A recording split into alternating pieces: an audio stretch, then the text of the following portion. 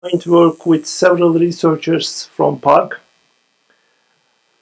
So high occupancy vehicle, high occupancy tolling lanes. I'm not sure if several people are familiar with these lanes, but these are very common in United States. I'm not sure about Europe, but these lanes are restricted traffic lanes where you have to have at least one passenger in the car. So in order to use these lanes, you have to have at least one passenger in the car. Otherwise, you'll get a ticket.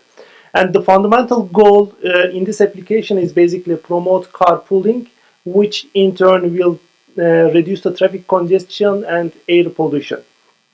So just like any other traffic regulation, enforcement of this regulation is very important. Otherwise, people will start to learn that you are not enforcing it properly and then start to violate the regulation. And the current practice for the enforcement is manual. So the law enforcement officers just try to visually inspect the incoming traffic and then try to identify the violators, which is obviously dangerous, ineffective, and costly.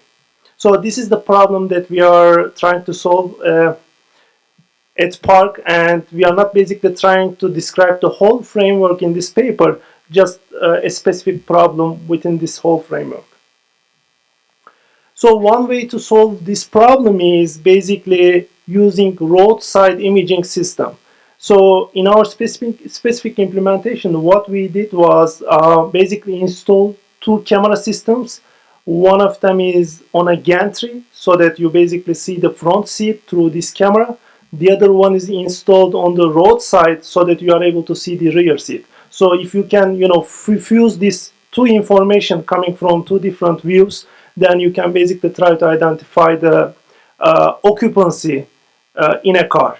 And as you see here, we also have kind of an induction loop, which is basically buried under the road. And this induction loop is basically used to trigger the camera. So we are not recording a video, but these cameras are just triggered to capture still images, two still images for a incoming vehicle. So assuming that you capture the image for an incoming vehicle, then the computer vision gets into play, where first we try to identify a region of interest, run a window detector or some kind of a rear side detector or windshield detector, and then localize the region of interest, and then run an image classification to identify whether there's a passenger or not in the vehicle. So the challenge in this problem is that we are trying to solve is the scalability of deployment, because we know that so you can basically solve this problem for a given site. You can train your classifiers with a number of training images that are manually labeled, but how you can scale this system to, let's say, thousands of different sites. And we know that the camera settings, the position of the camera, and the angle between the camera and the incoming vehicle are all different. Even sometimes the traffic flow, the direction of the traffic flow is also different. So how you can scale this? So this is the problem that we consider in this paper. And actually I see Hongyu in the audience, and he did an internship with us like 2 years back.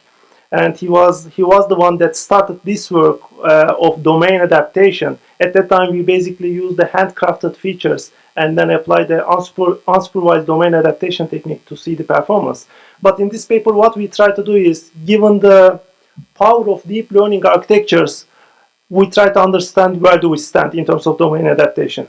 So in this paper, we specifically try to understand and investigate three different networks, GoogleNet, VGGM, and AlexNet.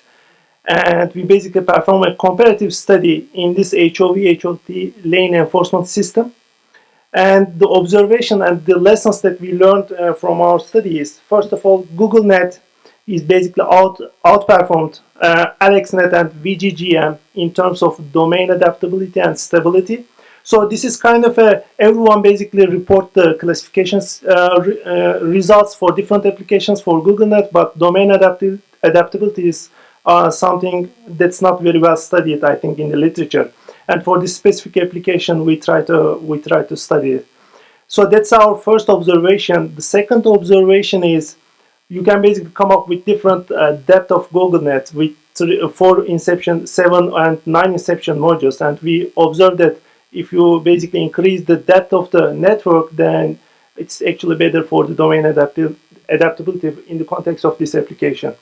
And the last thing that we observe is if you try to extract the features from different levels, like high level, mid level, and low level, it's actually slightly improves the performance.